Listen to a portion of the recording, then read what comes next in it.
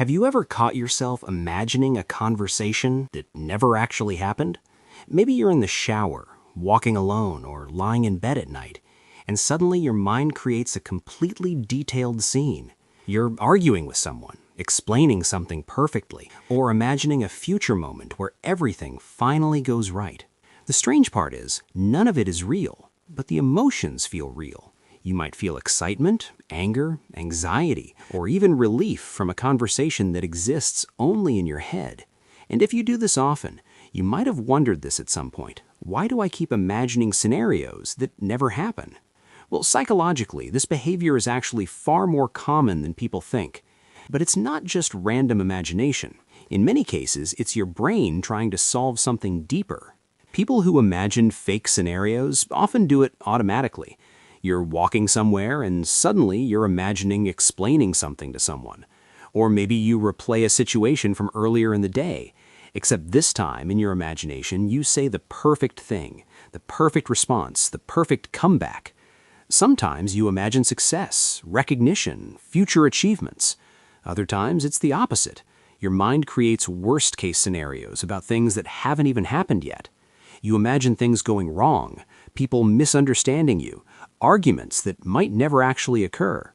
And the strange thing is, your brain treats these imaginary situations almost like real experiences.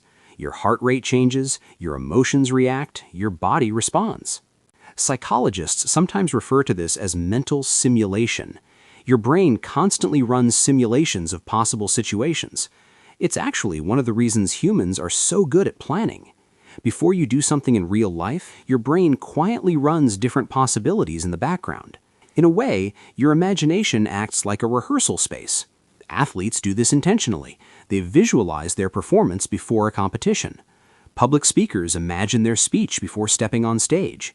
But for many people, the simulation system becomes active even when it's not necessary. And that's where those imaginary scenarios start appearing throughout the day. But there's another layer most people don't notice. Because people who frequently imagine fake scenarios usually aren't doing it just for entertainment. Their mind is trying to resolve something emotionally. Sometimes it's unfinished conversations, sometimes it's anxiety about the future, and sometimes it's a quiet desire for control. We'll come back to that idea in a moment, because once you notice this pattern, you start to understand why certain people imagine scenarios much more often than others. Not all imagined scenarios are the same. Psychologists often notice three common patterns. The first is argument scenarios. This is where someone imagines explaining themselves, defending their point, or winning an argument. Usually, it's a conversation they wished had gone differently. The second type is future success scenarios. This is where people imagine achieving something important, like getting recognition or proving themselves. These scenarios can feel motivating, but they can also become a form of mental escape. And the third type is worst-case scenarios. This is where the mind imagines negative outcomes before they even happen. What if they misunderstand me? What if I fail? What if everything goes wrong? Your brain starts preparing responses to situations that might never occur. But remember the deeper reason we mentioned earlier? This is where it becomes clearer. People who imagine fake scenarios often have one thing in common. They spend a lot of time thinking about how others perceive them, not necessarily because they want attention, but because their brain is constantly analyzing social situations. So the brain creates imaginary conversations as a way to process those interactions. It's like your mind is constantly practicing for social situations.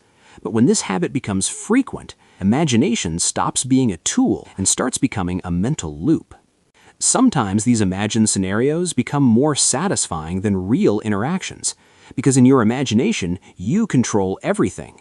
You say the perfect thing, people respond the way you want, the situation unfolds exactly as expected.